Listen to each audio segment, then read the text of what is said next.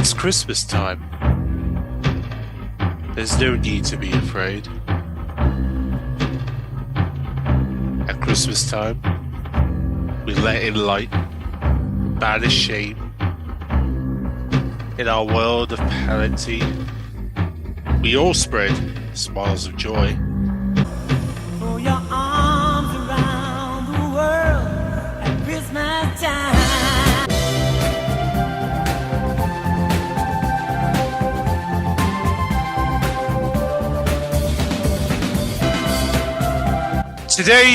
Today's Christmas Universe. Today we are, as you can probably tell from me doing sort of like a poetry take of the opening lines of the famous song "Do They Know It's Christmas" from Band-Aid, is that yes, you can.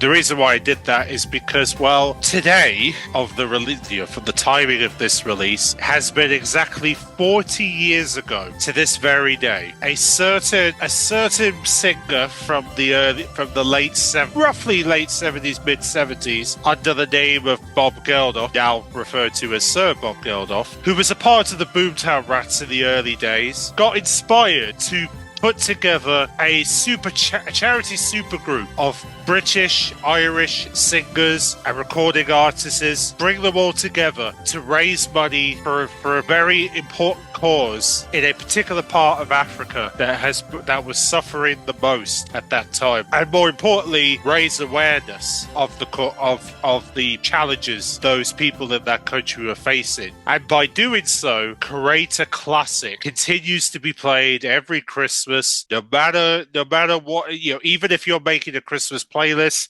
this song will appear in it 99.9% of the time, maybe 100% of the time. You will hear you will hear those songs and you'll know the words because you've heard it loads of times and you love it, and your friends have got you into it, your family members got you into it, because this song continues continue to grow on people and continue to amaze. So much so, this is the song was pretty much the very first charity single to ever achieve the Christmas #1. I know that's a pretty big statement for a song, especially in this. So, as a charity to celebrate the 40th anniversary of Band-Aid, as we are now in the anniversary of its recording in Notting Hill in London, which was where the actual recording of this song took place, I thought this would be a good opportunity to sort of reflect on how did it get here? How did we get to the birth of Band-Aid? How did the whole Band-Aid phenomenon begin? How did it all get started? I'm sure a lot of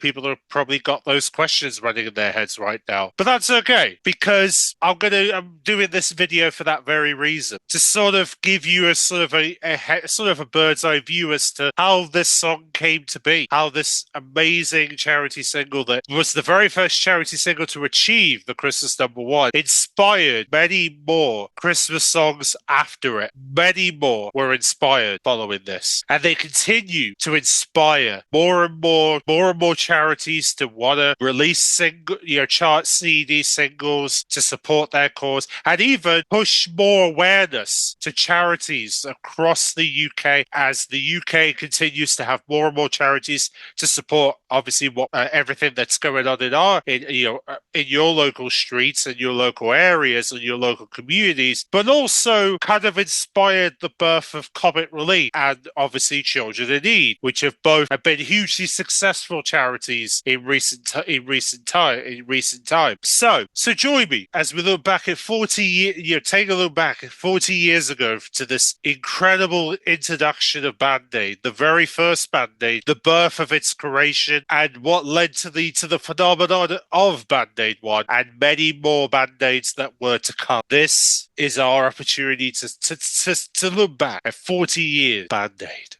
Our journey began all the way back to a particular day in 1984, and I'm going to spell the date to you. 23rd of October, 1984. I'm sure there's going to be a lot of... I'm sure your parents, and I'm sure the adults will remember, especially those who were there at the time, will remember switching on their tellies, watching the BBC News on the evening of that day, encountering a special bulletin that came up that talked about a particular thing that was going on in Ethiopia, known as the anti-famine effect, that between 1983 to 1985 had affected 7.75 million, leaving roughly 300,000, maybe even all the way up to 1.2 million dead of starvation. I'm gonna play for those who haven't seen this bulletin. I'm gonna play a section of this to give you a sense of how troubling the Ethiopian stuff was in 1984, how troubling it was, and you can imagine how much it took a toll on not only the viewers at the time, but more importantly, what kind of sent a message to those who want to do whatever they can to help. So this is the moment that shows devastation that the people of Ethiopia were suffering at that time. It shows you just how unbearable it was for, especially in this particular part of Africa. Didn't have much to go by, as you will see in this clip here. Take a look. There's not enough food for half these people. Rumours of a shipment can set off panic.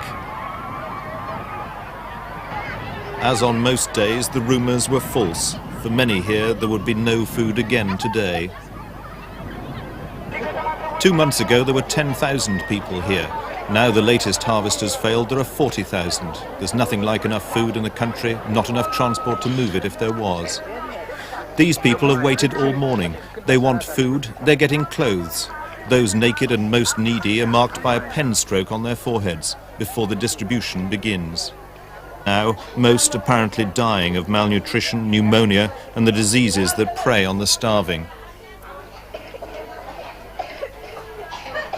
This 3-year-old girl was beyond any help, unable to take food, attached to a drip, but too late. The drip was taken away. Only minutes later, while we were filming, she died. Her mother had lost all her 4 children and her husband. The situation is out of control. Whole groups are being ignored. These people have been without food for a month. A government truck arrived to pick up those most desperately ill and take them to the sheds that are already overcrowded. It was a quick and random affair. They took a handful, but hundreds here needed the food and shelter the sheds provide. Those left behind seemed at least as bad as those that were taken, clustering around us in a hopeless appeal for help. Which you could imagine it was probably hard for people to take into the fact they were watching a mother losing her child just to the fact that her child hadn't had any food. Pretty hard to take into the fact that, especially with how the poverty system was working in Africa, gotten to the point where gotten worse over time. And it was on this particular day that when the message was that everyone got to see how tough it was over there. And in fact, because of this report, it was this report specifically, basically got Bob Geldof to finally do something about this. Bob Geldof's partner, Pauline Yates, decided to give him the idea of creating a group called Band-Aid, and she became the driving force of inspiration. Bob Geldof, because of the fact that she knew Bob Geldof knows some people in the music industry, considering the fact that he spoke and actually was there for many of those 80s pop stars as they were getting their starts in the music industry. He was able to get in touch with a lot of pop stars in the 80s, a lot of names he was able to get in touch with. George Michael, obviously, with Andrew Ridley, a part of Wham! And in fact, this was also the year that George Michael was preparing a Christmas song for Wham! That would eventually be known as Last Christmas, competing for the Christmas #1 alongside. But of course, George Michael still offered himself to take part in this project. And in fact, it was on this very day, which led to this very day, 40 years ago, 25th of November, 1984, between 11 a.m. to 7 p.m. At the Smart Studios in Notting Hill was where Bob Geldof said that the recording studio gave Band-Aid no more than 24 hours, free hours to record and mix the song. And it was also because of this is that they were also filming this for they actually filmed a documentary. Probably can see here some of the footage that was taken from that original documentary they were filming at the time, showing Bob Geldof arriving to the station, as well as many other singers who arrived in that station to that recording studio on that very day, on the 25th of November. Some of that footage was actually used as part of the music video, the opening of the music video, Do They Know It's Christmas, that would be shown on music channels. They even filmed inside the recording studio. Yeah, these camera members and Nigel Dick, who was the director of the music video, actually filmed inside the recording studio and was recording them as they were recording the song to this music video of Do They Know It's Christmas, being the first music video to be filmed in a recording studio, because all the music videos that came before it were not filmed in a recording studio. They were all filmed in or outside. So this was the very first time that a music video was recorded inside a recording studio, because they've never done that. And it was this song that kickstarted the whole recording a music video in a recording studio. Pretty big deal for this song. And more importantly, it also attracted a lot of news reporters who happened to be there to see some of the celebrities arrive in the recording studio. And I would imagine the BBC were there. At one time, the BBC news reporters were there to capture some of the celebrities arriving in the recording studio, because, of course, they did a report of especially ITN with ITV.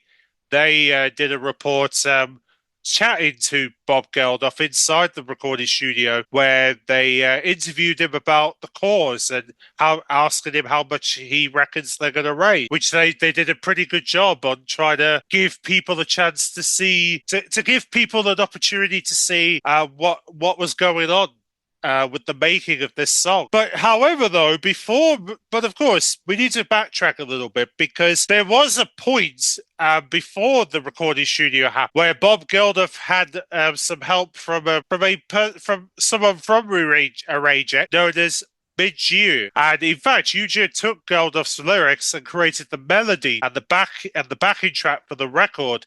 And it was also because of this team up, they made an appointment to appear on Radio 1 with Richard Skinner to promote the new Boomtown rap materials planned. And he also announced the plans for Band Aid, because he was also promoting Boomtown Rats, Bob Geldof was.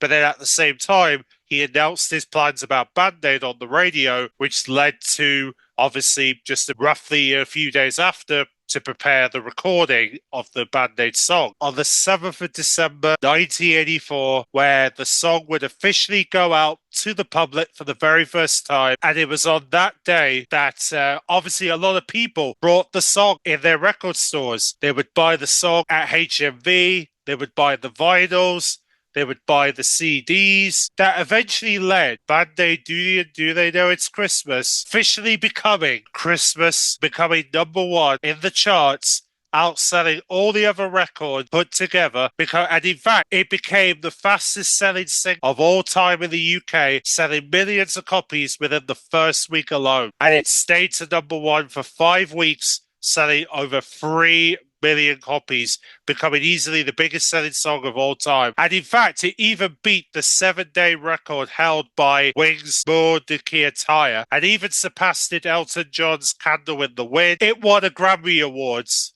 2 years later for the best music video and short form. Pretty cool, isn't it? Midge's expectations as to what they were hoping the song was going to be. Bob Geldof's dream became a massive success. It became the Christmas number one of 1980. To this very day is huge. It's huge for many people. To successfully, before they departed the Spamo studio, Geldof recorded a statement which was featured in the last message of Feed the World. We might as well read this is what he said. This record was recorded on the 25th of November, 1984. It's now 8 a.m. in the morning of the 26th. We've been here for 24 hours, and I think it's time we went home. So from me, Bob Geldof, and Midge, we say good morning to you all, and millions of thanks to everyone on the record, have a lovely Christmas. Quite touching way to sort of wrap up the recording of the song, isn't it? They're officially released on Tuesday the 5th of December in the 1989 version of Do They Know It's Christmas. They're officially released on Tuesday the 5th of December, and they managed to get the sales of over 500,000, which eventually became the 9th best-selling song of the year and spent 3 weeks at the top and obviously became Christmas #1 of 1989. Then the next time Band Aid would then return would be a few years later for its 20th anniversary in 2004, where they would return in the modern day to become the biggest selling single of that year, spending 4 weeks at the top, releasing and got to #1 on the 6th of November. Came out early, just around November, early November, so that it can make #1 at the start of November, and eventually it led to Christmas #1 for Band Aid 20. That became Christmas #1 of 2004. And then finally they would do a 2014 version, 2014 Band Aid 30, to celebrate 30 years of Band Aid. The song itself, well, unfortunately it only was able to reach #1 for like 1 week, and then it lost the #1 spot after that. So yeah, unfortunately, it didn't really. It went out of the top 10 in its 4th week, so it it didn't really catch on like the previous ones did. But at least it tried to keep up the spirits of what the song was good at. Now, of course, you're probably going to be wondering, what is Band Aid doing this time around? What is their 40th anniversary commitments going to be this year? Now, you'll be pleased to know there is going to be a new mix. Do They Know It's Christmas arrive? Comes out on the 29th of November, which is just a few days from now, this Friday coming. It will feature previous version, the original Band Aid 20 and Band Aid 30, but they're going to be doing a new version where they mix them all together to combine them as part of the Do You Know It's Christmas for Band Aid 40. It's kind of basically a combination of past Band Aids that Band Aid 40 pretty much. And this is going to all be available for you to get your hands on CD and vinyl starting on Friday. And there'll be links in the description if you want to get your hands on Band Aid 40 and get your hands on the mix of this new mix of Do They Know It's Christmas, so you're ready to enjoy the new version of the new mix of Do They Know It's Christmas on Friday. Where you'll be able to stream and buy the song. So many different Band Aids have been put together. Even though Band Aid 30 was the final new Band Aid that we've had, as the Band Aid 40 is essentially just sort of like a combination of 3 past Band Aids. As you can see, Band Aid has done a lot of commitments to, has done a lot for this day and age. I mean, it's raised a lot of money. It just goes to show that Sir Bob Geldof, and alongside his partner Paulie Yates, were the brains behind the success of Band Aid and were responsible. And like I said, Band Aid still lives on to this very day. It's still it's crazy to think, isn't it? How one song, Do They Know It's Christmas, changed the world and be responsible for putting more awareness to charities such as Action for Kids, Save the Children, Macmillan Support, the NSPCC, Shelter, Crisis. They are responsible for pushing charities to be able to send their messages to the public in urge of need. And they've done a really good job to push the trend of charity songs and even to give charities more awareness so that more people know that they can support these charities and be able to do what they can to help those in need. I mean, Children in Need was a perfect example of that, and even Comic Relief continue to raise loads of money each time. Blows people away the amount of money that has been raised Children in Need over the years, Comic Relief itself, and many other charities that have raised so much money in recent times. And I know times have been tough because cost of living has prevented most people to be able to continue to donate to companies. At least they are still able to at least raise some level of money during the course of the year, or during the course of Christmas, or even during the year. They're trying to. And by the way, if anybody does feel inspired, donate to charities. I'll leave links to these charities in the description. If you want to donate to the charities, go for it. I'm not stopping you. I'm not going to stop you for for doing something kind for someone so that someone can have a bed or someone can have food on the table or even someone be able to have like a warm meal in the morning or a warm breakfast so they can start their day. You want to be, want to be the voice of change, then this is your moment. Do it. But I know, like I said, times are tough, but if if you feel like you're generous, you are able to give what you can, there'll be links in the description to those to many of those charities that are continuing to raise money over Christmas. And I'm sure that the Band-Aid Trust is going to be going to be raising a lot of money from the new version of Band-Aid 40 release of Do They Know It's Christmas. And if you want to support them, then who knows? Maybe they'll raise even more than they did back in 1984. They raised 8 million back then. Maybe they'll raise 10 times more than that. Who knows? Like I said, I wanted to do this video to sort of show you the impact of how this charity song inspired many more to follow it and continue to release charity singles time after time. And they continue to happen, and they continue. I mean, they've been a little bit more rare in recent times, but there's still more charity singles. I mean, especially at Christmas, there's probably a lot more charity singles at Christmas, even though some don't chart. But at least they're still trying to put their message across, so that at least maybe one day they can succeed. Their songs will achieve greatness. I would love to hear how especially how does Band-Aid Do They Know It's Christmas mate you? Are you still loving I mean, more important, not only are you loving the song, but also more importantly, what does this song mean to you? What does it mean to those of you who do listen to the song? Does it make you want to support charities? Does it make you feel Christmassy like most people at the time said? I would love to hear in the comment section below if you want memories of the day when Band-Aid was born, or the whole Band-Aid track was born. I would love to hear those stories, and also if you want to say happy 40th for Band-Aid, I'm not going to stop. Honestly, it's just an amazing track, and it's still on people's playlists. People are going to be playing it over Christmas, and we all know they will, because it's still loved to this day. I mean, probably more loved than Band-Aid 30, because I mean, Band-Aid 30 is not most popular version of Band-Aid to many people, but at least but obviously the original is popular because recognized the original as the blueprint, basically what made a revolution in the music industry. But yes, so that's my sort of might be able to do Christmas #1 again in 2024. If they do, then this will be their 4th time coming Christmas #1 years after the last attempt. So we'll see. We'll see what happens as Band-Aid celebrates their 40th anniversary. You can tune into the documentary at 9 o'clock on Friday, BBC4, if you want to see the story of Do They Know It's Christmas. But with that said, thanks for watching. I'll catch you next time.